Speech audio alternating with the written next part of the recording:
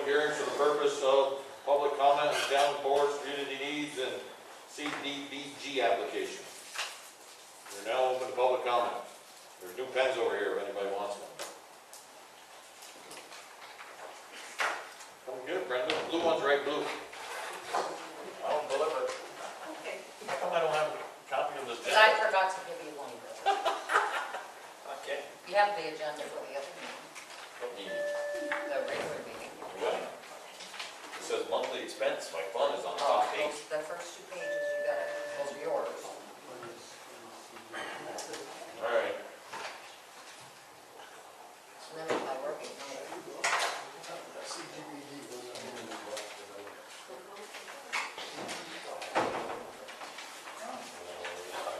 Prior to the meeting.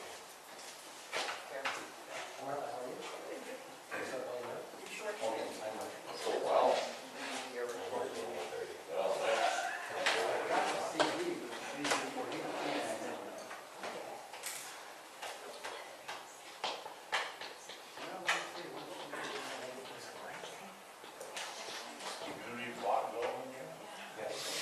Well, no public comments?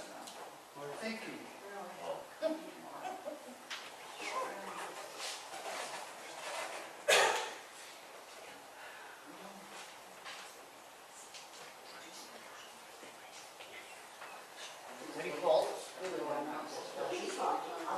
does it have? That has nothing to do with like recreation or like that, right?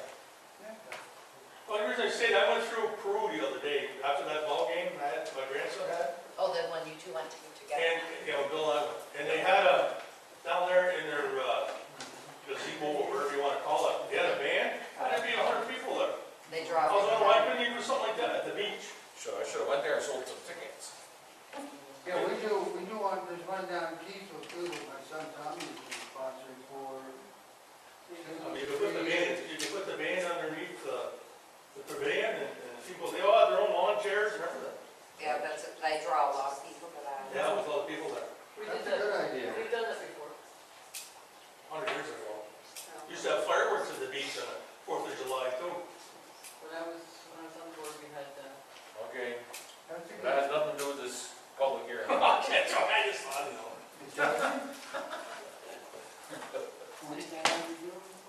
Just community. Used to weigh a lot less too. Possibility, So did I. one does not address that. Just have more hair. Money for every job. That's the Used to whole. be the fire chief.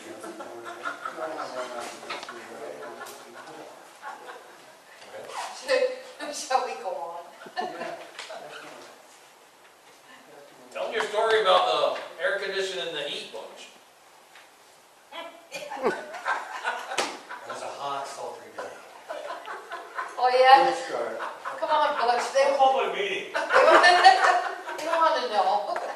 Let's get this on, we're gonna put this on YouTube. Your story about your turning the heat on at the same time the air conditioning and wondering why your house doesn't get cooled.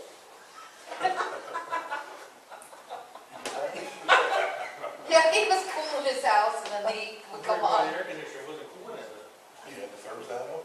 Well, yeah, it said it Sunday, but the air conditioner was cooling to us, the first was cold.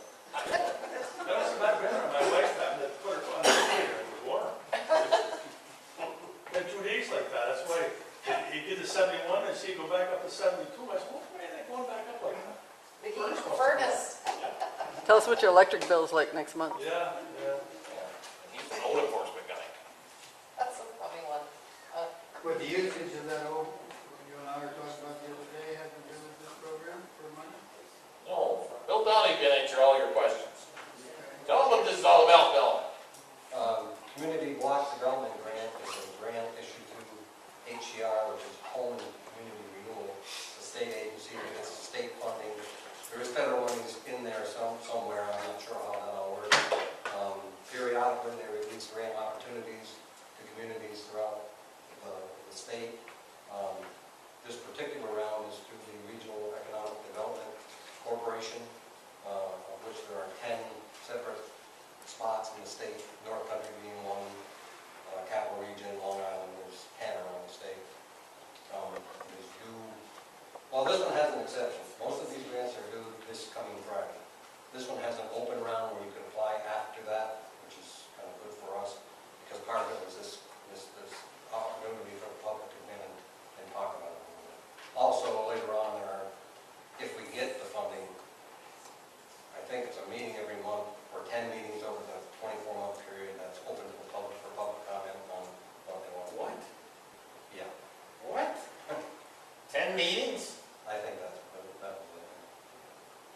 Is that similar to when we had the Friends of the North Country grant that they were, That was for Re- homes. yeah, Yeah.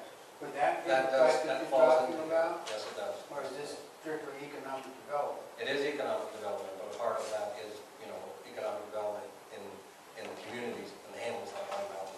because we did quite a bit of work on Lime Mountain, when we had that grant. Yeah, because there's still a lot of places you can re-insulate with that, if that's what it's used for. They did everything. The job creation, and that would be another forte. It encompasses a lot of different areas, and depending on what the committee would want, we can address those. That's why Would it, we pay extra, because they send. well, does it include something in the town, in the village of Danamora as well? No, the village is a separate entity That would be politically, so they would have to do this on their own. This would just be the town. We could get those old crappy buildings torn down too. That's the village job. Actually, that's a county. County, Well, I've got one that's elaborate, but I'm not, Steve, New York. County, yeah. Okay, any other public comments? Let's close the public hearing. All right, we've already done the pledge of allegiance. Okay, persons addressing the board, we're gonna have a amendment to the minutes, or agenda. When I marked in for after Butch Main. Almost put Mark Wayne.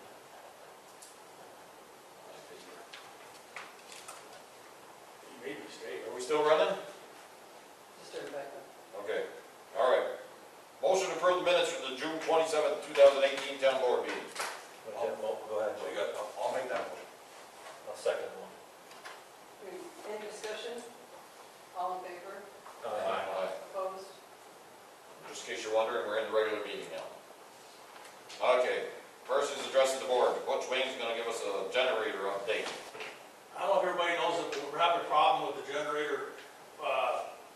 We had a problem before when we used the pumps, when we had that fire, the fire department pumped out of here. In order to reset that generator, we had to go back to the panel box, the pump room, to reset it, or to set the generator. Well, when the power went off, what was it, last month, one night, went off on a Friday, Leslie called me Monday morning, it was still running. So I came up, went back in there, had to reset the fire panel switch, and then come out and I could reset the generator, it wouldn't reset on its own.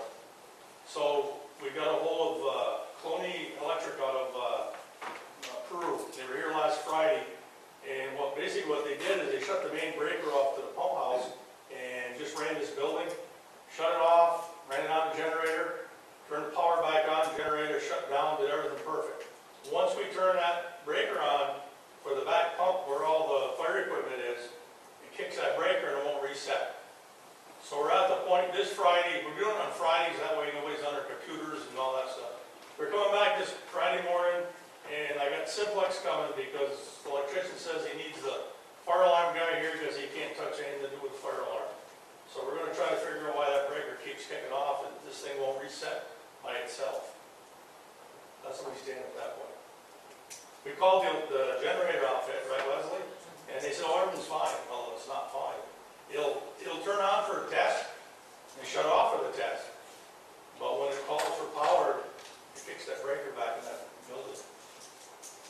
How can they say it's fine? They have the remote access to our logic control? on that Who were generator? the generator guys? I don't know. We called, Leslie called them, they came up, and I don't know if they threw the power on and off or tried anything. But when the guys came from the electric company, or the guys who hired to do it, they shut that breaker off, it goes back there and everything worked fine. Once we turn that breaker back on is when we had the problem with the generator, it wouldn't reset. I don't know what the generator guy done, he just started it up and said running fine, shut it off, I don't know. No, but he could see on the panel that the fire pump had run that morning at 9 AM, but yet. We didn't find that, we found out that the fire pump had started on its own, and Simplex came back and found out that we weren't even hooked to a call system. 911 never got called, nobody ever got called, so now that's fixed, and there was one other thing with that. Oh, when they come by to check the sprinkler system, they're gonna check that compressor, because it's supposed to be a dry robotic system, and they think maybe that compressor is losing letting too much air out, and that's what's bringing the water in. That's it, Bill. Okay. Thanks. All right. Mr. Denacor, you're up. All right. So my name is Mark Denacor. I'm with the Shazy Lake Watershed Initiative. Bill Chase asked me to come and speak to the board before we... You asked me, I didn't ask Okay, I asked Bill if I could come and speak to the board.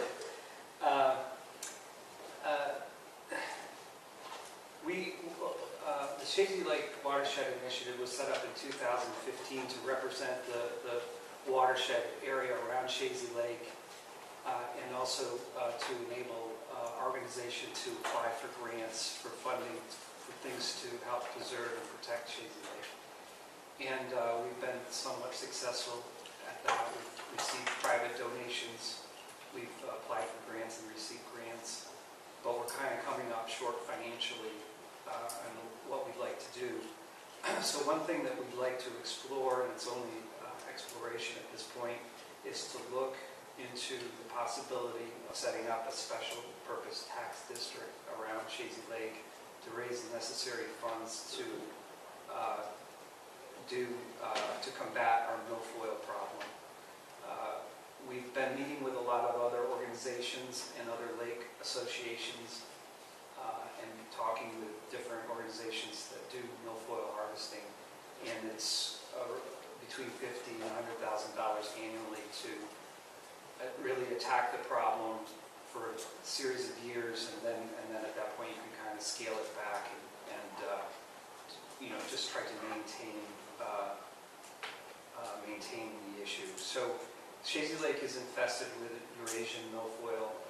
It's a problem that's continuing to fester. We have been, with the town's help, lowering the lake on a 3-year cycle, 2.5 feet down.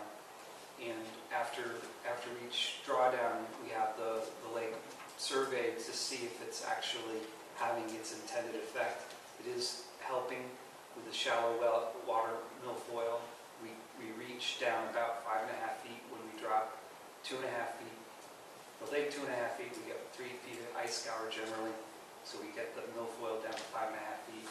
The surveys, the post-drawdown surveys that we conduct show that it's being effective with the shallow water milfoil, but we're not reaching the deep water milfoil.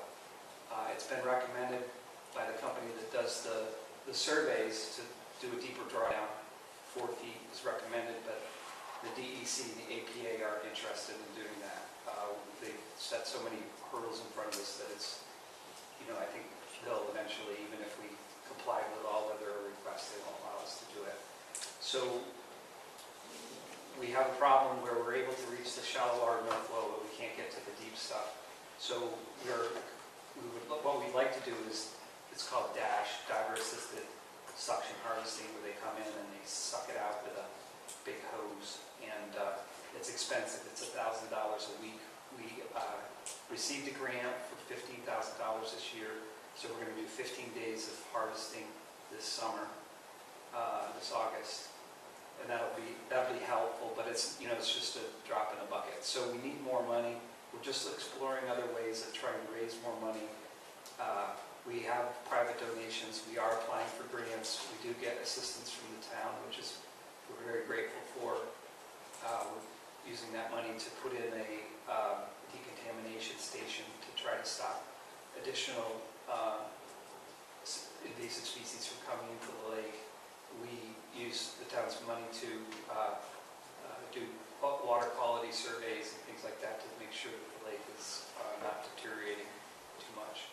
And so I'm basically here just to inform the board that this is what we'd like to do. We would like to explore this as an option to see what kind of public reaction we have to it.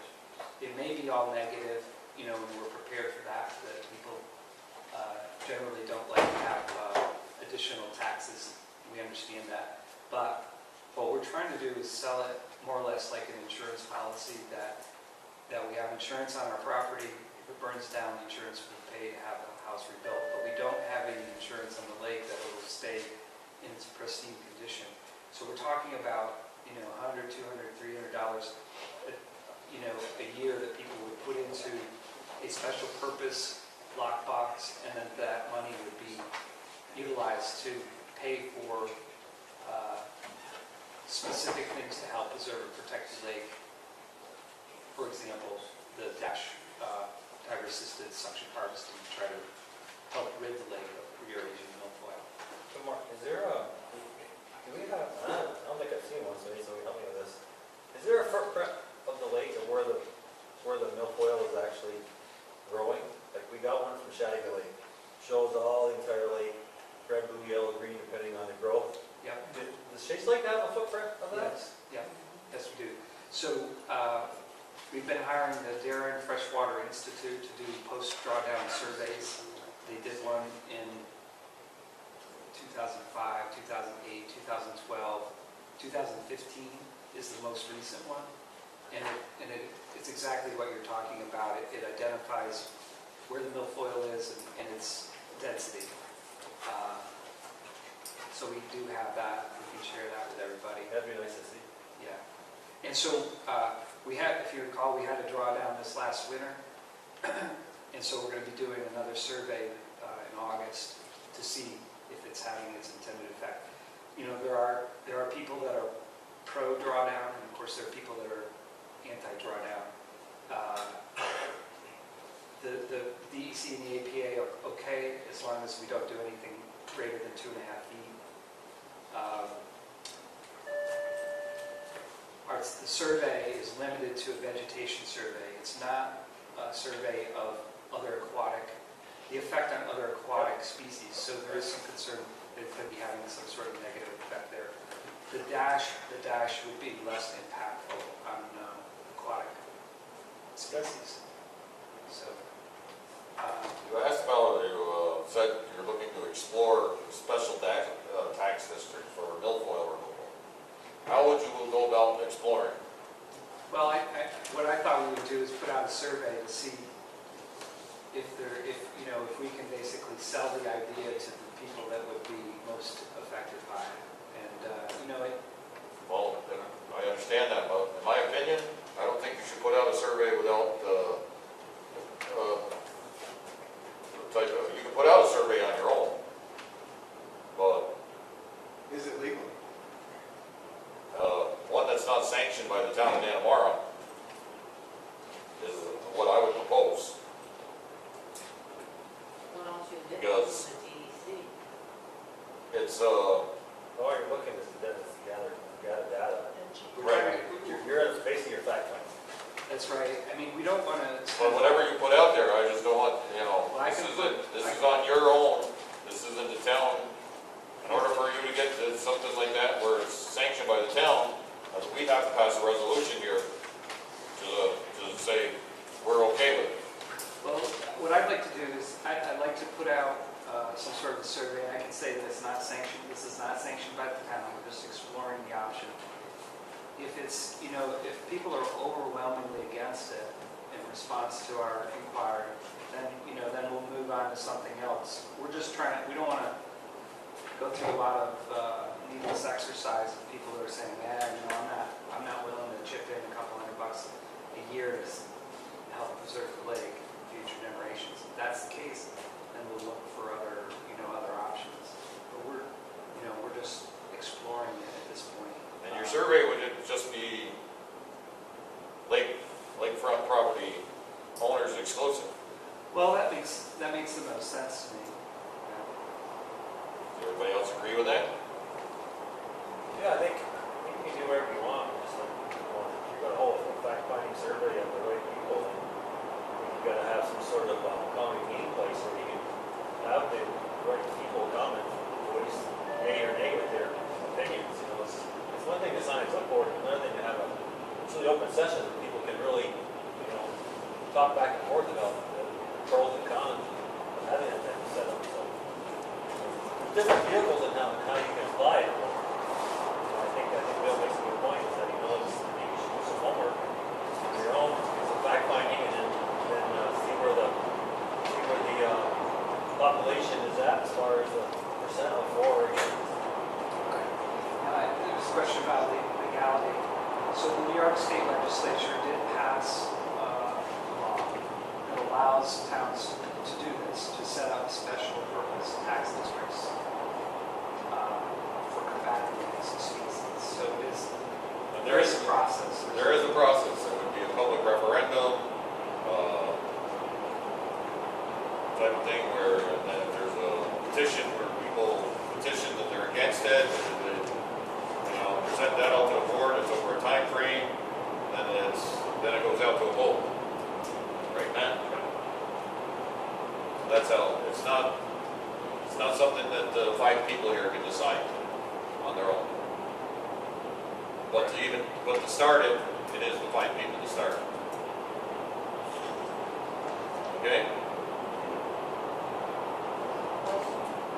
No, we're in people addressing the board right now. Okay, well, this one is not funding and how to do regulations that we are now. The what? I can't hear you because of the rain. Oh, okay. The funding for the new status of Shazy Lake has, under the water protection by New York State, enables us to receive grants, and is anybody Yeah, looking that's into something that? you can take up with Mr. Denicourt. But is the town looking into that? No, that's not a town issue right now. I can talk to you about that Yes, afterwards. I would like to. Okay, Mark, we go. That's, So we're good with, Yeah, Mark, I think you're taking a good step forward, just like you just gotta get your basic, facts in place to see, where it's at, I hate to have you do all this work and time, and you got 80% of the population says, I really don't wanna do that. well, I understand that, it's, in the end, the main question gonna come down is, what's in it for me? And once you get that question answered, what's in it for me, then you'll know whether it's gonna be for or against. right, well, I hope what's in it for people is, desire to try to protect the lake. Oh, no doubt, we all want to protect the beautiful lake we have here, right? There's no doubt about it. So that's the ultimate goal. And whether people feel that it's worth a financial investment or not, I don't know. But I'd like to just explore it and see, and if it's 80-20 against, we'll move on. If it's okay, thank you. Okay, thank you.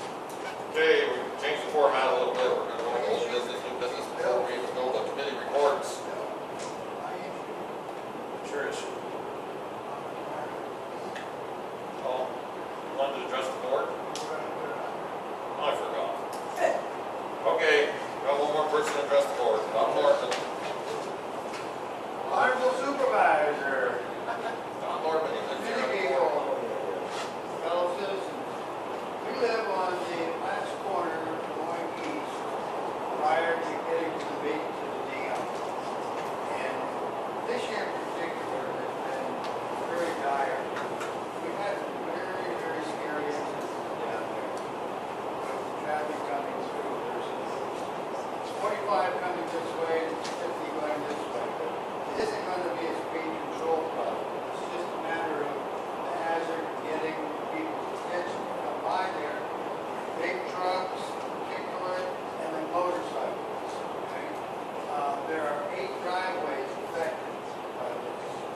I myself have come out there twice and had to let my motorcycle down because I knew I couldn't cross the road in time to come to the west direction. Going to the east is a little easier. However, we've had instances where we tell people never back out on that road. Absolute no way can you. And with those 8 driveways in there, the only thing that I can see that would be of help, and I know it's not for you to do, but we'd certainly like you to consider helping with it, would be coming from the west direction to the east, if there were a cautionary light placed over there as you enter the curve for the first time, that would get people's attention coming by there, that they would know they have a problem. These signs that say, so they put up that just indicates it's a driveway or so, there's one there that says there's 2 driveways, but there's 8 involved with this circle that goes around. Yeah, disregard it, and if you like, please just go over and sit in my driveway on Saturday, and you see just what it is. The time you go full out, and the time you can see something coming, in most cases. Some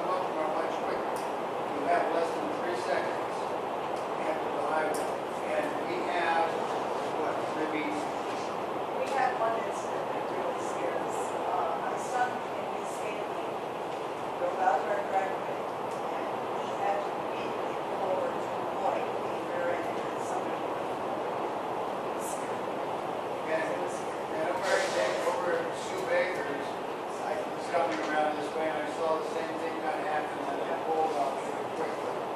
It's just something's gonna happen. If you can imagine, I'm pulling out, well, about 70% of the time when you come out of my driveway and enter to go east, you look around through your barrel and there's somebody right on your butt. Okay?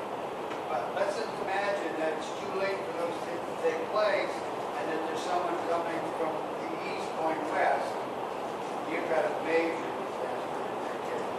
And I don't think that the expense of having a solar type light with, the questionnaire thing that they use, at least alert someone, give it a try, to see if that would help the situation, would be a great assistance and would certainly make us sleep a little bit easier at night when I pull out. I wouldn't feel like I'm going to be attacked by a big cargo truck or a motorcycle.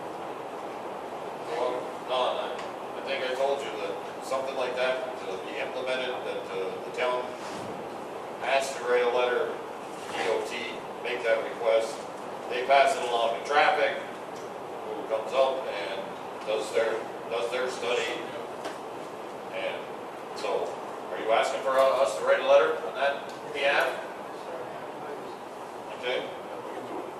We can do that. Make a motion that we write the letter to DOT, Norman's request of a cautionary light on the corner, this side of the corner, right? Yeah, just as you drive into the corner. Coming from Light Mountain. So you probably want it, From Lion you Mountain. probably want it just before, right by Pete's area, right? Yeah, where the Pete's house? big chair is. Yeah, the, right, yeah, chair, right. right in there. I'll second that motion. All right, good. Okay. Any more discussion? All in favor? Aye. Opposed? Yeah, that's right. Sign it.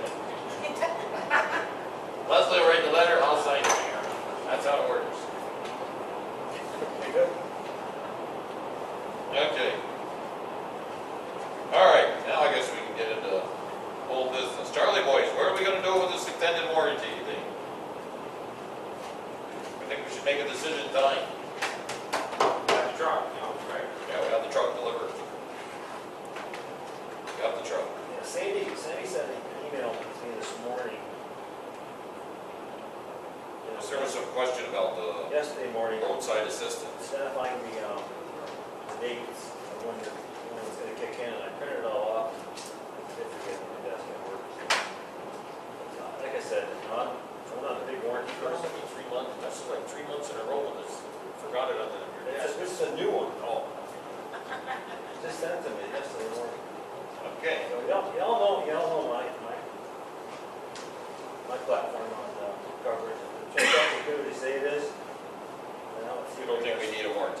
Well, not one that's $8,000 for the engine and $8,000 for the car chain. But again, warranties are only good as the people that drive them take care of them. And if we don't have a good maintenance staff that can't do that, or people that use it, you know what, then the warranty is probably big. So, unless they prove that there's negligence on our staff and drivers.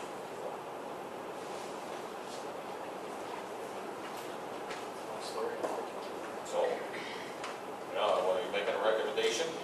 One we should get, or? I thought we go midterm. I know it's, if you look at it, what do you think? Midterm. I think that we go with the midterm one and not go with the high-end one. All right, I make a motion, what the midterm cost us, and we can get on with this. Get this off our table. So the TC2 level coverage, which is 84 months or 1,000 miles, is $3,620. I do believe we should, wasn't that an issue with the towing? Wasn't that towing on that other thing we looked at? We're gonna not do the towing because the towing on the Verizon, that software was gonna get it free, right? Right. Okay. So I want to do it, I will not do what they're towing because of the other benefit we're gonna get from the Verizon truck maintenance bridge program. And then for the transmission, I like to go with the EW2, 84 months, 100,000 miles, which is $4,850. So just let you know, on the public floor, the high end coverage, the T34 for the engine was $5,700, and the high end for the transmission was $5,500. So the total of them two together would be Oh, 79.7. yeah, that's my recommendation, but I don't know what everybody else feels about it. Again, if we take care of the truck, sometimes that's money not well spent, but if you don't take care of the truck, then it's money well spent. Well, it's good insurance policy is what we're doing here. 84 months or 100,000 dollars. Close to $8,000. And that's pretty much what they spent. I believe the last time they got warranties on somewhere in that range. So you're making a motion? I'll make the motion that we go with the EW2 and the TC2. Okay, I'll second it. Any more discussion?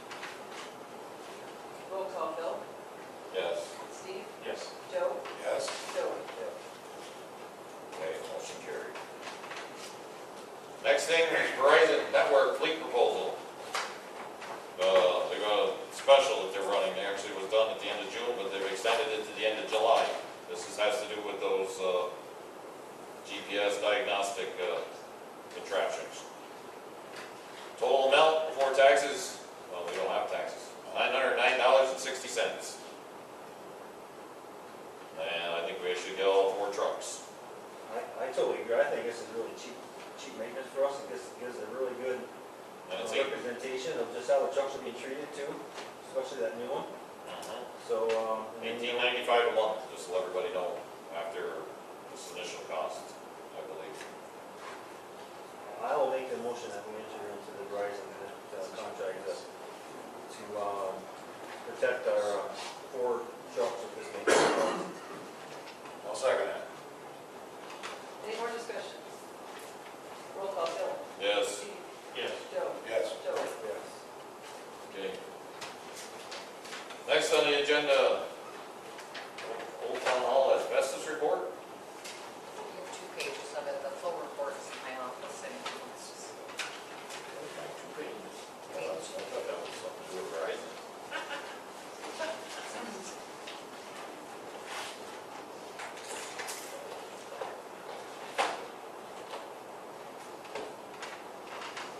So, Actually, really, questions. Bill, can you, Donahue, Yes, sir. tell us what this report really tells us all? KAS has confirmed that the town hired to go in and determine whether or not there was asbestos in the building. They did a comprehensive analysis on all floors. This is the report that indicates that, yes, there is asbestos in the building, particularly on the first floor, the floor tiles, most of that whole first floor. There's a few areas in the basement that still have the old asbestos insulation on piping, and some other small areas upstairs where there's fibrous asbestos on some of the old ductwork. So you do have asbestos in the building. That report quantifies it, so we know how much is in there. And the next step is up to the town board. This Did they give you any indication on, like a high cost thing for us to do, or? This company only evaluated what's in there. The next step, and we've had 3 different companies in there this week who looked at the building, who will be giving us estimates before the next board meeting. Okay, they were recommended by They KAS, were right? recommended by the same company. Okay. And I think we need to get at least 3. Yep. So we got 3 companies that went in there, and they're gonna give us an estimate on the cost. Now that we know there's asbestos in the building, can we post on the door at first floor windows that asbestos is present in this building? Or we want it to be done? Not necessary. I don't know what the Necessary. last step of that. It wouldn't hurt. I mean, I know the building's locked, the windows are closed, but What you got to I say? want people to know there's asbestos in there. I think you gotta do that when you're doing the abate. You don't have to worry about it, it's the regular building, there's nothing being touched at this time. When they start pulling the floor off. Right. I'm saying if the ambulance goes in, breaks the window, sees the town later, says, well, I just broke Well, if in. you choose on the floor or eats the tile, that's when you need to sign. if it's just there now, well, hey, people have been working in the town hall for years, I mean, you know. I know, I'm just saying the town's on written notice that it's in there, it doesn't hurt to put up a warning, people are saying it's in here, then they can do what they want with that warning, but at least we notify people it's in there. I don't think, I don't mean to be a attorney, Yeah. but what I feelings I have with asbestos, you don't need to do it till you start doing it. 100%, I agree. It's all intact right now, it's not Yeah, there. legally, there's no requirement to go down, I'm just saying, I don't see any downside, if you don't want to protect us on that one, any chance somebody goes in and starts stealing a pipe, stealing copper, whatever's in there, and goes, oh, you know what, this is asbestos, and now I'm sick, you never know. I don't think that sign will stop a thief. It's not, I don't care if it stops them, it just says to them, we know about this, it's in here, it's on you if you do it. It doesn't hurt. It's an insurance, right? It's all it is. It's not gonna stop anybody, but at least the town can say, we don't even know it's in here, that's your problem. I think if we can give them, and I agree with Butch, once it becomes a particulate, then it becomes dangerous. It stays, and not particulate part, it's not, but now we have the report, just stating something that, It's even just one going out the front door, Yeah. that's it. I think we should. Okay. It was only one, it was like, come on, it's not. Well, over here now, the charge is $400, you're staying. Every time you come here, you bring bad weather with you. No, this is crazy. We'll take this back later, though. Cold in the wintertime, you come, rain. Leslie can print the sign before he leaves and he can hang it up on his way by, on his way home tonight. Yeah, I'll make that motion. I don't think they can later. Good idea, Sarah. My daughter does. See the resemblance. All right, we're gonna put a sign up. Warning, what twin lives in this town. Okay, we got a proposal from Andy Chase on this piece of property up there in Lime Mountain next to the bridge. He's proposing to the town of Dannemora buy the property for an amount of $18,500. Anybody want to entertain that? Board members?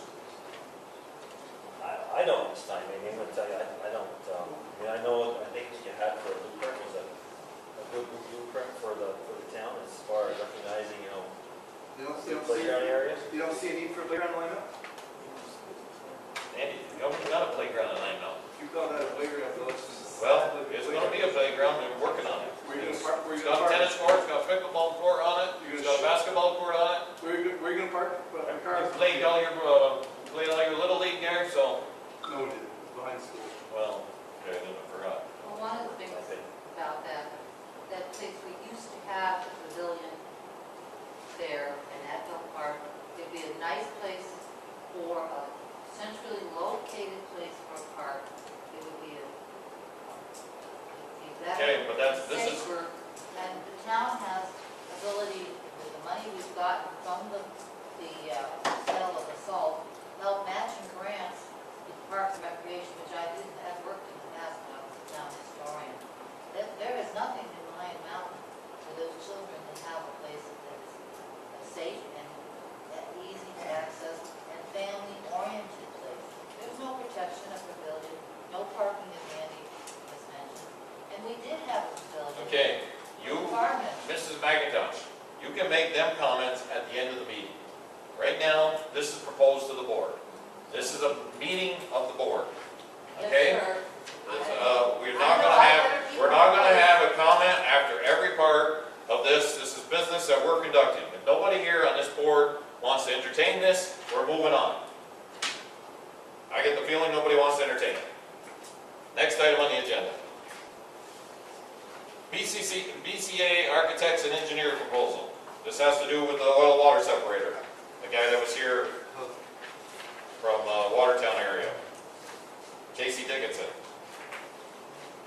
He's looking to do an engineering study report for $3,600, reimbursement expenses, mileage, printing, postage is $400, total estimate $4,000. To give us information about getting that project done. I think we should do it. I've been involved in the speech process for the last 4 or 5 months. It's a very long process. process, takes a lot of data, and I don't think we have the horsepower to do it on this board. No, I agree with you.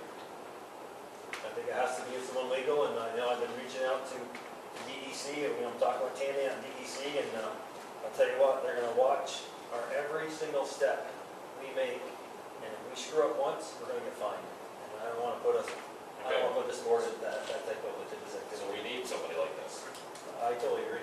Well, You figure we spend $12,000 a year just for a pump out, right, we gotta do something to fix this issue for us. okay.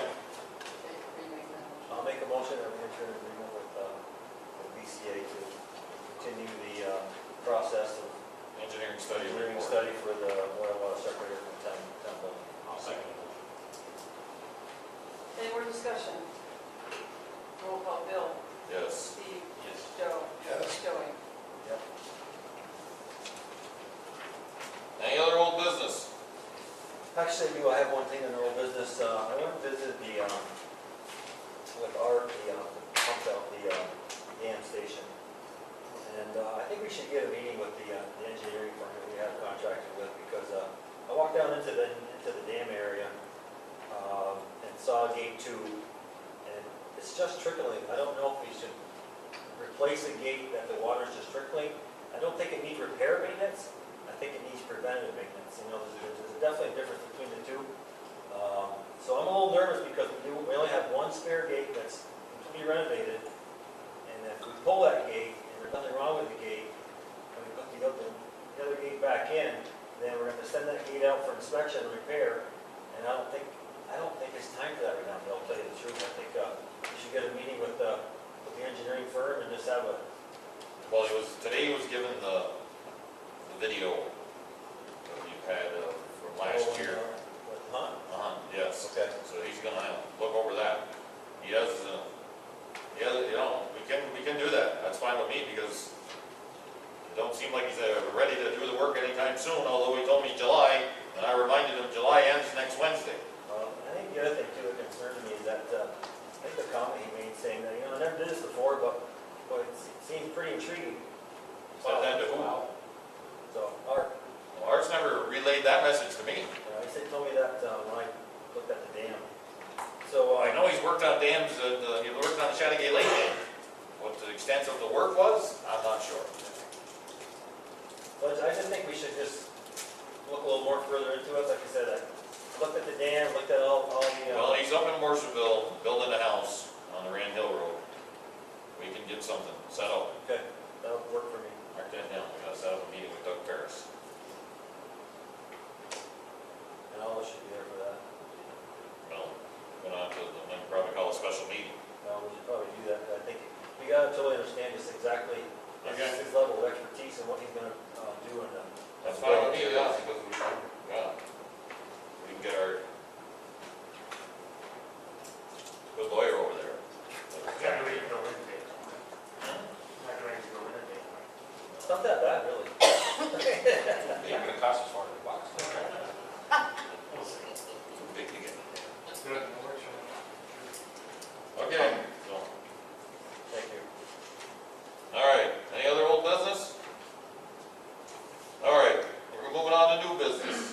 Well, we've got a proposal from ADS in regards to our building evaluation up there, that storage building that used to belong to, well,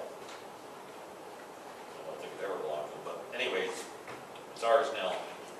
It was the property of Lion Sands. And their fee proposal, it's only $14,754 to do, you know, structural evaluation, engineering, electrical evaluation. I've been actually trying to call other engineering companies to get maybe a different quote. Because to me, this seems kind of excessive for a building that's, you know, pretty much intact. And we know what we gotta do, put it back in the code. I think we need to spend $14,000, almost $15,000 on that. That's my opinion. I've actually talked to those guys? The BCA people. I've been trying to get a hold of Andy Adela. He hasn't returned my phone call.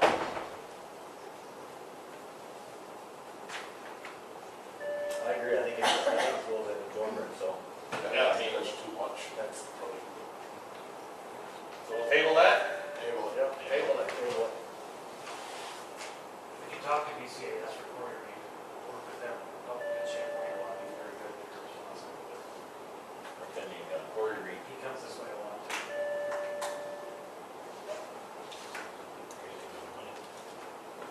Yeah, we're gonna spend 14,000 on, on engineering, to tell us, yeah, we need electrical in there, we need this, I'll walk in there and tell you that. I'll only charge 90. Corey Reed, BCA.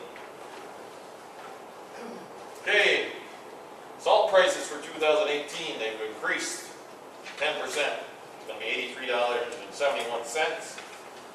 And that's with Compass Minerals though, right? Yeah, Okay. that's who the county goes through. Okay. The thing is, me and Leslie times 83.71 times 600, which we were allocated every year, is our allocation. It comes up to 50,000 something. We've only budgeted for 55. So we're, Do we need as much this year? There's some of the- well, that's the thing. We went over budget a lot last year in this, and I think we need to just be diligent about doing the 6 ton and get our 600 ton, making sure that they're mixed correctly, because it's been 600 for years, even on bad winters where it was enough. But for some reason, the last 2 years, we've ordered, last year we ordered over 800 ton. Well, you have to mix up, Yeah, I know. which costs us a lot more money too. Yeah, but this year, we're gonna, the highway budget, it's gotta be, they've gotta toe the line. He knows that. So just let everybody know, like the 10% increase, that's, we put in 55,000. So what about the other notes in this? You had, that there's, if you go through Cargill, and what other counties are doing? Well, that was just an email, but this is what they deal with, is the county, and that's what we deal with too. Okay. This is just part, like, Okay. even if you wanna call Lisa, the county, talk to her, 565-4040. 6, 5, 40, 40. Yeah, Lisa Guerin usually answers the phone. I don't know why she put this in there, just, she put for your information. FYI. Yeah. Okay. Because, I don't think we can, we've already in contract with them over this. Okay. Franklin's paying more, that's explaining less. I guess, the other part comes down to, do our guys really know how to mix salt? Mix salt and sand? No, well, let's go train them, so they know how to do it. Well, I believe you got, you got the 3 that do. I don't know, it's gonna happen with Dickie anyways, but speculation, he's feeling like maybe he ain't gonna retire. Okay. But I think they do. Just, there's a certain individual you gotta keep out of the loader. Okay. Yep. That's all. That's it, folks. Stay out of the loader. Okay. All right, town riding lawnmower issues. Well, we've got some bills that the last few years, kind of money we put into it. Today the highway department is taking care of the parts we ordered. For $557 worth of parts that are going to be put in. Are we doing everything, or is? We are. Okay, good. But over the last few years, we've already spent $717 on this, that Mountain View did. That was back in the end of May. Leslie provided you with some other stuff from last year. We put a considerable amount of money into this machine over the last few years. How old is the machine? I believe it's older than 10 years. I looked for the paperwork today. I looked in every drawer of my file. Is this I something, don't have it. I looked through the manual. No. Okay, well, I'm putting it out there as something that we probably need to look into getting a new one for next year, put in our budget. Just letting you know that the kind of money we're spending on this. Yeah, when we spent on it, you can almost buy a new one. Well, those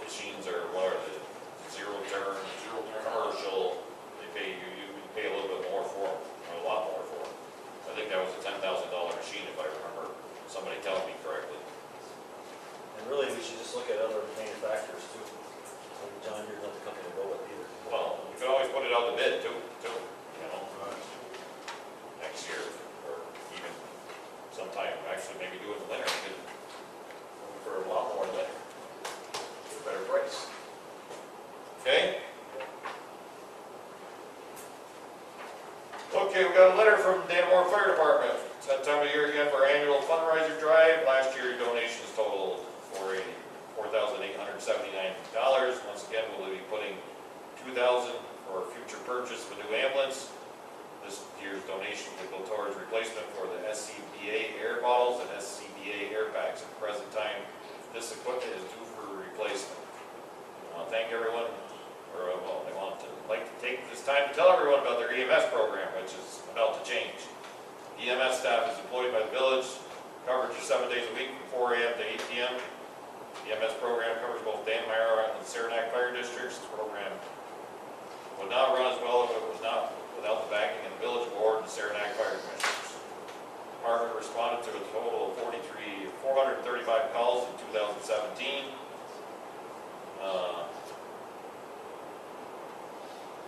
Etc., etc. In closing, the Danmore Fire Department and its members would like to say thank you to all their support throughout the years. With your support to assist us in buying the necessary life-saving equipment we need our program running. I don't know why they sent it to us, because we already make a major contribution as a town. Just to let you know, the officers are Butch Wing Jr. is the fire chief, Bruce Barber is the assistant fire chief, Jason Carter is the captain, Sam Woodward is the fire captain, Mark Woodward, Barry Barber. who? Barry. Barber, Neil Payne, Hank Payne. All right, those are the officers. Old company president is Bickman, Mr. Akey, vice president, and Bordeaux secretary, Chris Malady. Malade, treasurer. Okay, just wanted to put that in the record. We recognize the good job the fire department does. Okay. Get that sticker. Gold Star. Oh, Award of Gold Star, Bill Donahue. shoot. He got us another $5,000 mini grant that we picked up that we're going to put towards our C&E fencing projects, the Phillips Court, the repairs of what's going up in Canally Park. The total funding, we were going to pay $13,108 to C&E fencing, and this is through the county. Bill Donahue got us $5,000, so. Thank you, Bill. No problem. All right, very good. Fabulous, Bill, good job. Thank you. So, I'm glad I may excuse myself because I gotta go home and work on these grants. No, I'll just put this briefcase away. now. Okay, time out. Nothing's gotta leave. Carry on. All right, any other new business? Anybody got any new business? Okay. I got a report, big report, so I got one thing left on my desk I want to discuss. Be right back. I'm not there.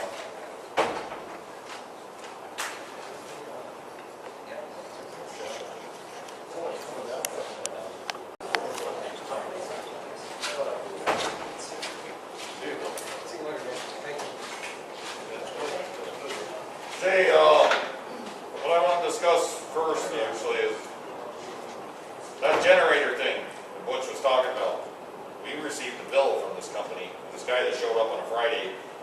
The bill is for $1,351.25.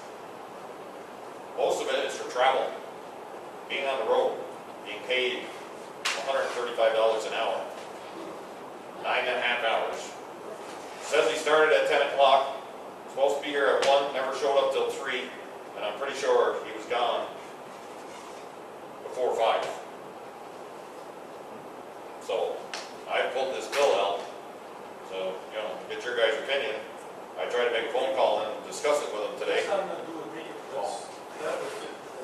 That was that generator guy that showed up, and he actually thought because Nancy ran the hose from our well had something to do with kicking off the generator. That was his conclusion. How far away is this guy coming? I think Albany area.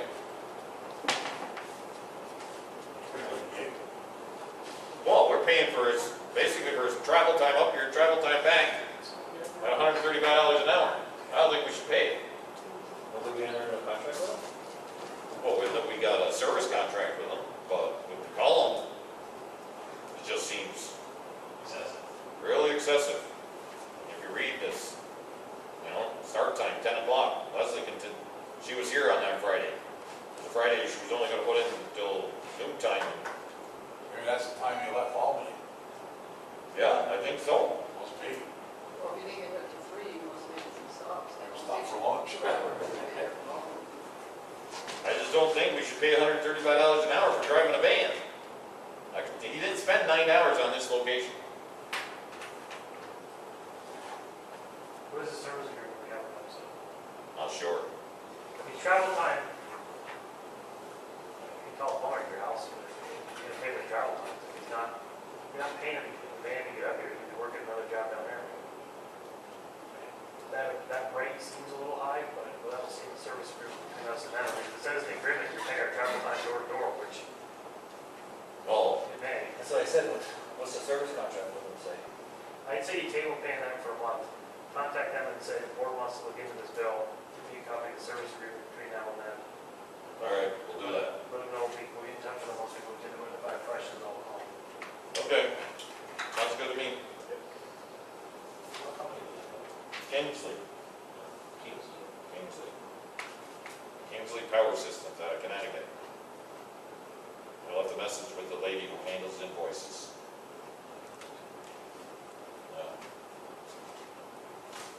All right. Throw that over to Leslie. Okay, committee reports. I'm first. Okay. Western Star truck was delivered on the 2nd of July. So we've got the new truck. It's in the back there. If anybody wants to go look at it on the board, feel free to do so. New copier is going to be delivered tomorrow and installed. So we've got that coming. I don't know if you guys... Danamore Sewer. We've got, I don't know if you noticed the big bill. Yep. Okay.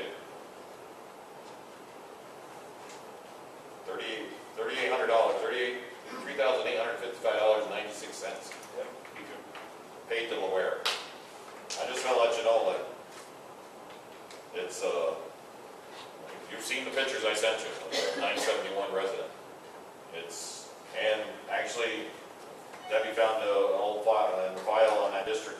There was lateral connections contract, and so we're fixing a lateral connection both places. And both times it was found that neither one was really done right. I'm letting everybody know that. Normally, the lateral connection should be taken care of by all the way to the main is the homeowner's responsibility. Well, we've done this before too, with Roger Hoyt's place a couple of years ago. This is 3 in that district in the past 3 or 4 years, and 2 alone this year. And they're all roughly the same price, no matter who's doing the job. It's about $2,000. Okay? So I'm just... Something to watch out for. How many houses are on that down stretch? 54. They're probably all Something like that, right, Debbie? 44. 44? We have, because of those businesses, we have more units. Oh, okay. So we do have 1 or 2 crop up a year?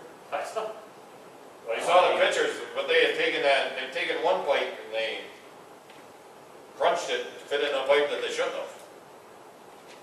And that was never dug out before, till now. So it's already over. Just watch it. Yeah. All right.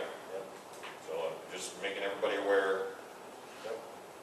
We're taking responsibility, but there was a lot of issues with that Danamore Sewer District.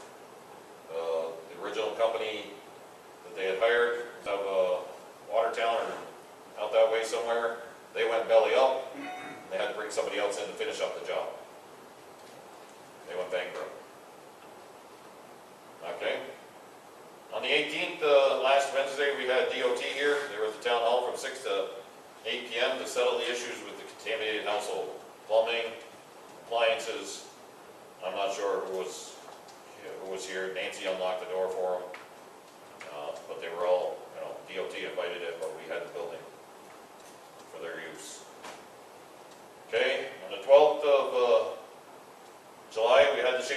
broadband announcement. We had Jeff Norhouse of New York State Broadband here in this building, along with the Slick representatives, the CEO from Slick, I forget his name, and Kevin Lynch. And they announced a very good announcement for the people of Shazy Lake, except those on the Pump House Road. Shazy Lake Road. There's going to basically, before we had Usenet covering the lake side of the road, and you had Slick on the other side. Well, now Usenet has been more or less been phased out, and Slick is going to be a horseshoe shaped where Shazy Lake Road isn't covered. They're right now being claimed by Charter for some reason. But it's great. They rearranged money. It's an outstanding thing for the Shazy Lake people. Are going to be hardwired instead of having to use Usenet. So When was that going to be, like you said? it should start the work installation. They projected will be by next summer, late spring in the summer is what they said. 2019. Worst case scenario, it'll be all done by the end of 2019. But they're gonna either come up Plank Road. They've got two options to connect to Shazy Lake. They're exploring both. They can tap into the Dank system on the military turnpike, or they're gonna come down from Lime Mountain. If they come down from Lime Mountain, there's a possibility that the Shazy Lake Road will get connected to it. And actually, Mr. Norhouse and Slick are looking into the possibility of going down the Shazy Lake Road somehow, one way or another. Any questions? It's very good, they rearrange money. The people of Shazy Lake, you've got to realize that this is unprecedented, actually, for the state to, because the initial was Usenet on the lake, and so. All right, ore sand. Well, they've only taken less than 20,000 so far, maybe close to 17. They actually didn't take any Monday because they're up there trying to, their vein of what they're looking for ran dry. So they're on top of the sand pile now, taking from there. Because, well, they tell me that I was told yesterday by Shills, it's hauling for them. They're taking out of Polander Camp. They're taking out of down on what we call the tar plant, and they're taking ours, and it's a mixture of all three to make whatever the guy want. He's using all three, and he's got to have a certain the stuff they started taking out at the bottom where they were was too coarse, so now they've gone up to the top. But I talked to Frank Tatino over the phone. I said, you only had 17. Next week, if you only got 90 days left. I used my charming personality to he accepted the challenge. He's gonna, we're gonna end up getting our money's worth. So, he's gonna take 35, at least another 35,000 before the end of the year. So. When's his last day to draw? October 31st, Halloween.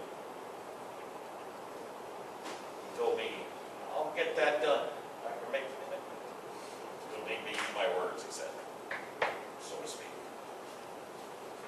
So, my style sometimes can be on the edge a little bit, but we end up getting over $900,000 in ore sand sales. Well, so be it. All right. In July this year, Joey asked before the meeting who Paul Chase is. He's a guy who lives up in Lime Mountain. He's done some work for the town in regards to building a new lifeguard chair. He upgraded the bathrooms in there. All the bathrooms now have doors on the stalls. The bathroom that got vandalized, that's all been repaired. He's repairing the urinal in the boys' room. Got the wrong urinal delivered, so he's going to do that. But that's what he's doing for us, taking care of those things. No, he's not related to me. Not related to any Chases in Lime Mountain. He's dating Mark's daughter. So, they met on the windmill project. But he does good work. And what we've been doing is having him order the stuff through Haley's, and we were just paying him his salary. So, that's why we got a Haley's bill. This week, the fencing project is underway. They were up in Lime Mountain, getting the poles in for the gates that are going up on the town property. Actually, the Mine Hill side of the town property, they ran into a sinkhole, and Mark is looking into that. And the pickleball court project, that's underway. They put in the holes for the posts to go in, but the weather, because they didn't know the weather, they can't do any kind of painting and lines or anything like that. And well, it's supposed to be sometime this month was our dam project, but that's on hold. I think that's, well, the only other thing I've got is, in regards to grants, Liz Tedford has submitted an engineering planning grant. That's in regards to Lime Mountain sewer, the fluid disinfection. So that's part of the bills involved into CDBG funding. It's all saying, and she's also put in a grant for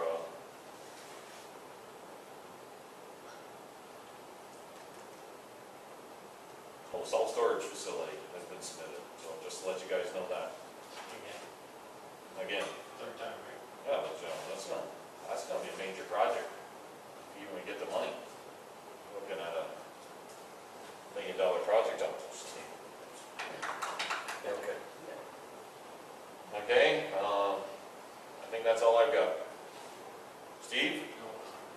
Joey? No, quiet. Okay. One other thing I got, water, wastewater operator hours.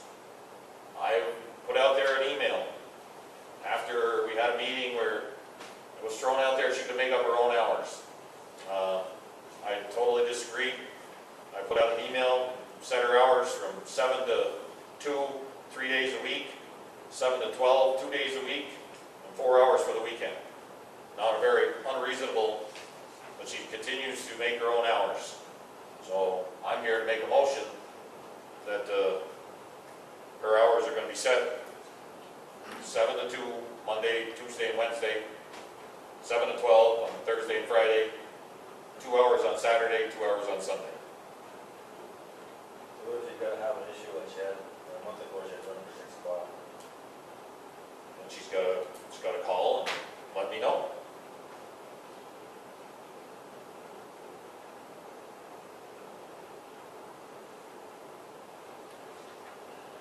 I don't know, The hours were set before, always. Every employee in this town that's worked under me, Nancy's hours are set. Leslie's hours are set. Butch comes in every Wednesday. The lawns and grounds, the lifeguards. She's being treated differently than every other employee. then why did we treat it differently in our last meeting then? Was Lloyd's hours? Yep. They all worked at 7 o'clock. If we had set hours, why we all as a board agreed to let her have 35 hours of flexible hours? The last meeting. You're letting an inexperienced person have set hours. You're not being accountable by just this. She needs to be held accountable. She's still operating under somebody else's license. I totally agree with that. I'm just saying that we can't, basically talking both sides of our mouths, you know, we have hours for other people, and why not all just agree that she can have flexible hours, why do you say no? Well, The last person I'm making the that motion to change that now. And why, as a town supervisor, I've never had to come and talk about Nancy's hours or anybody else's hours, and now I've got to come here for one employee and make a motion. goes in the minutes, we discussed in the minutes. And I'll rescind that. I'll make a motion to rescind what's in the minutes of, what was it, the May meeting, and I'll make this motion. I think you still gotta allow some sort of flexibility, but you gotta go with.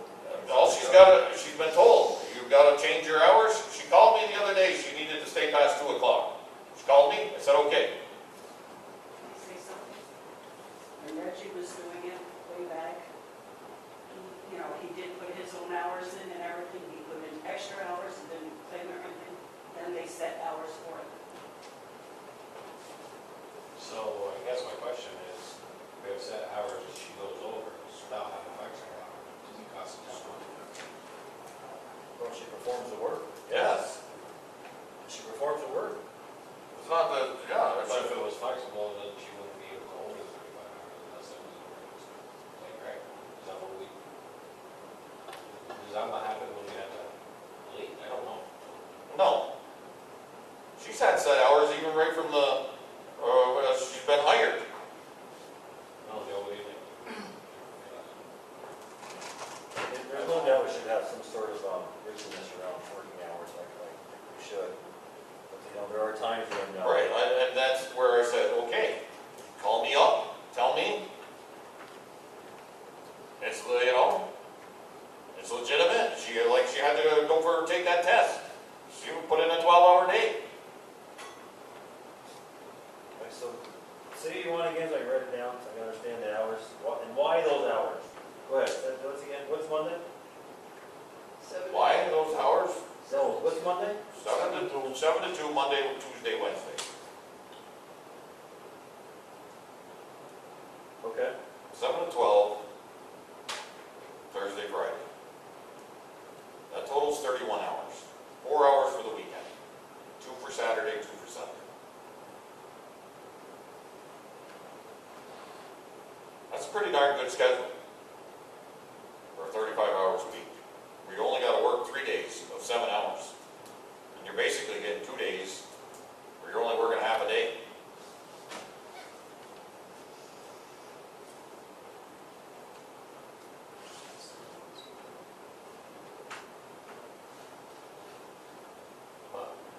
And why set hours? So the people in Lime Mountain and the 2 districts she works in know when she's going to be there. And so when management knows when she's going to be there. No, I totally agree with that, I'm just like I said, if we had a big conversation about this about flexible hours, and we were all. Yeah, there was a lot of things going on that night in regards to all that, and it just got overlooked too, in regards to set hours.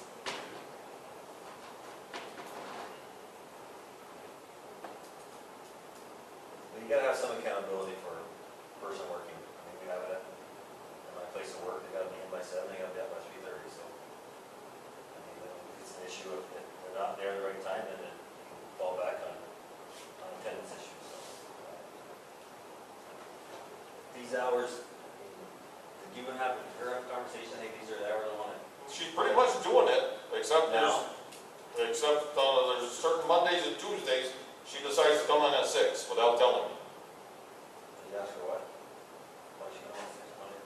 No, I haven't asked her. But it's like 3 pay periods in a row. It's on the timesheet. I'm okay with the hours, but the thing is, you got some sort of accountability for employee hours. So you're seconding the motion? Yeah, I'll second the motion to find out just exactly why on Mondays is it 6 to 2, is there something that she's doing differently? No, she doesn't. She works 6 to 1.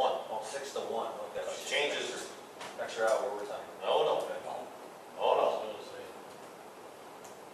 Okay. So what was the motion? The motion is To establish those hours. Establish those hours. 7 to 2, Monday through And Wednesday. rescind the free spirit hours, so to speak.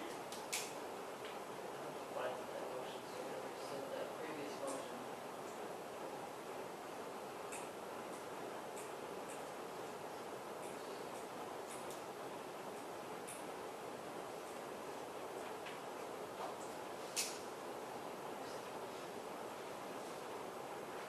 Any more discussion? Roll call vote, please. Bill, Yes. Steve, No. Joe, No. Joe. Yeah. So nothing happens this time. Why not, Joe? I gotta talk to her first and see. Why do she's not union, why do you have to talk to her? And answer the the public here, why you gotta talk I'm to her. her liaison. That has nothing to do with it, you're her liaison. Right. I'm the town supervisor, I'm her immediate supervisor.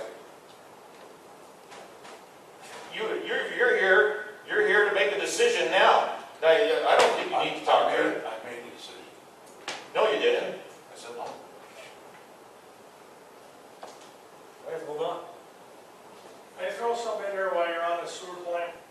You're gonna have a bill coming down because you have no self-contained breathing equipment, you have no confined space equipment. The gas meter has been broke according to, I met with her and Lloyd. Gas meters were broke for years. Those three lagoons in the back, they need to be drawn down, they need sludge taken out of them, it's all confined space. I talked to her today, she's supposed to get some prices for a company. There's no way that she can do it without the equipment and without more people that be there with her. Certified. So I'm just throwing that out there because Okay, it's going to be coming down. let me ask you something, Butch. My 4.5 years here, I've never heard of anything in regards to this, and shouldn't this have been implemented a long time ago? Hasn't been done in 10 years, Bill. The lagoons are so deep in there, that's half the problem they're having with the aeration, trying to flow it, because even those down in there are plugged. Okay, I just throw that out there just to tell you that it's going to be coming down, because my opinion, I don't know what it's going to cost to have done, but by the time you buy, from what I understand, she had Ryan from the village up there talking about it, and he says if it's done, it should last about 15 years. Well, I Sean want Ryan? Wayne Ryan. Is that Wayne? No, what's his name? The village guy. Sean. Sean Ryan was up there. And What was he doing up there? talking about sewer plant, was in the sewer plant village at one time, and now he oversees the sewer plant and all that. I don't know. But anyways, make a long story short, she's supposed to be looking up some prices to see what it would cost to remove and bring to the board. It might be cheaper than going out and buying all this stuff. Because there's nothing in the plant. The gas meter should be replaced, but that's broke. Lloyd says it's been broke for years. Isn't that a compliance issue, those books? Technically, yeah, the gas thing is, because in order to get somewhere, you may have to take a reading. I believe there's a fan there they can use to draw the air out, but without a gas meter, you're not gonna know it. There's been a definite problem with the water and sewer operator of Line Mountain, and there it is, part of it right there. Well, let's back up, hold it, Bill, No, it's been broken for 10 years, well, okay? it's your operator's backfired, don't blame that on her. I'm not blaming it on her. She's adopted it. I'm not pointing it at her. She Not at all. adopted I'm just, this comes to accountability, what we just talked about earlier. There's no accountability. They don't have to report to anybody. She's No? adopted that. Would you know what had to be done in the lagoons? No. No. You gotta rely on the operator. Right. So, But it's been a top secret operation. well, I don't know. I'm just saying. Well, And anyways, I just threw that out there, just to tell you it's coming down the line. Right. And we do need to buy some equipment up there, that gas meter should be replaced. I didn't know it was broke. I mean, as far as confined space equipment, it's probably cheaper, maybe, I don't know what it's gonna cost. The village has theirs done by an outside contractor, and she was trying to get a hold of them. To get a price, to bring it to the board. Thing is, you can't use confined space equipment unless she's trained in the process of using it. Well, you gotta have people above it that's gotta be trained, yes. Can't have more than one person. And yeah, there's gotta be at least two. But I mean, you know, are you gonna spend the money buying all that equipment? And once this is supposedly done, according to Sean Ryan now I'm talking about, he says it should be good for another 15 or so years. It's never been done in the last, everything's plugged up down there, he says. When they get down there, you're gonna have ladders and all that, they get down in there, it's open, but the gas fumes and all, I guess, are pretty good down in there. Yeah, well, it's been a very good gig for some people in Line Mountain, basically. I was coming back to bite you though. Very good gig. Well, anyways, I just wanted to throw that out there. It's nothing that she's done, she's adopted it. No, And she's trying to work on it, I gotta give her credit. Well, I'll give her credit on that. There's a lot of things that she's working on that haven't been worked on. Okay. Well,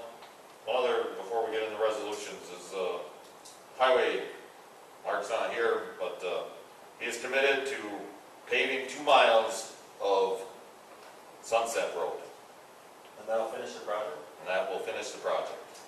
He's gonna pick up where he stopped, and go all the way out to 374, and that's his commitment. He told me I could announce that tonight, and the Shazy Lake Road, or the Pump House Road, will be next year, where they'll start at the end, do 2 miles of that road.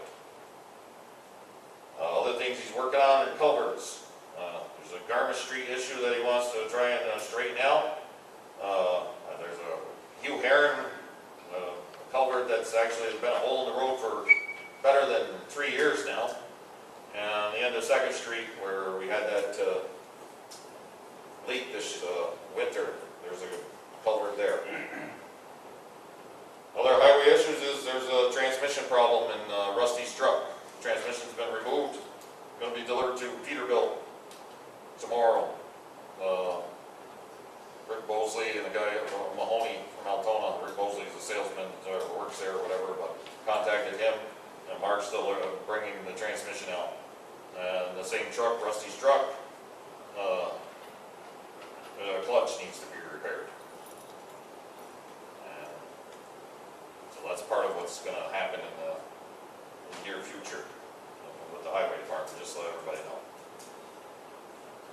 Okay, any other questions? Okay, Who pulled the transmission? we did. Oh, one other thing, just to let everybody know, there's been 491 swimmers so far at the beach in July. So, we've actually been very busy down there, except the last, well, today, I think there was a day last week where, but they've been very busy at the beach. And the lifeguards have been doing a good job. Okay? Here's my bills thing. To read.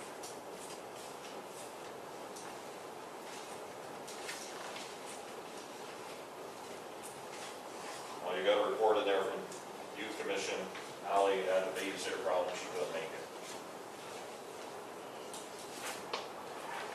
My figures. Oh, I wrote them. There they are. Okay, before we approve the bills, monthly expenses by fund. General fund is $70,410.94. Highways $215,693.34. Lime Mountain Lights is $1,164.50. Lime Mountain Sewer $2,063.30. Lime Mountain Water $2,323.63. Danamore Sewer $4,217.50. Danamore Water $25. Ledger's Corners Water District $1,119.54. Trust and Agency $1,828.55. Motion to approve the bills. Oh, the total $298,846.30. Sorry. I'll make that motion to approve the bills. A second. Any more discussion? Roll call, Bill. Yes. Steve. Yes. Joe. Yes. Joey. Motion to approve interest bond payment, Shazy Lake Dam, $11,347.50. I'll make that motion. That's an interest payment only. A second. And that was part of the bills. That's right, that's part of the bills, but we always throw out the big ones, so It's not extra. Any more discussion? Roll call, Bill. yes. Steve. Joe. Yes. Joey. Motion to pay Clinton County contract assessing, which is also part of the bills, $21,876.25. I'll make the motion to pay county road property, $21,876. I'll second. Any more discussion? Roll call, Bill. Yes. Steve. Joe. Yes. Joey. Okay, public comments. Yes, we were at the public beach Sunday, family, we used the pavilion, and one of our little fellows found out the hard way that there's a hornet's nest there. Right, I've been, lifeguards told me about it. Okay.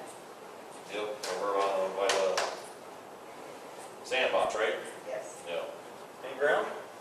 They're camped underneath, They're underneath the board. yeah, there's sand and then there's boards on the edge. You okay? Is it fine? Any other public comments? I think there should be accountability. Thank you, Brenda. We all have to answer, you know. Every job, state job, no matter what kind of job, you don't pick your own hours. That's just my opinion. And I don't voice my opinion very much, but that's. No. Okay, Mary? So if, what, the discussion about the sewer plant and the lagoons needing to be pumped out, if that plant fails, where's the outflow? It's Separator Brook, right? I believe so. Into Chattagay Lake. I believe so. Well, I also agree there should be accountability, both in hours and in terms of having properly trained people understand what's going on there. That would be a real disaster. And it hasn't been pumped out in 10 years. That has no problem at the flow. This is just probably a maintenance thing you have to do. There's no danger of that overflowing into the thing. It's a maintenance thing that she's got to do to get the sludge out and get the. Never say never, Butch. Huh? Never say never. Well, what we're talking about is not a problem where it's going to overflow. It's just a maintenance problem where it's in the ground. Or it's settling? I mean, you know, and she's on top of it, and she's right now trying to find a company to get prices. Yeah. Okay, Glad she's doing that. there's no more public comments. We do need to go in executive session in regards to employee personnel issue. Actually, two. Are you making that? I'll make that motion. Hey, thanks for coming tonight, everybody, appreciate it.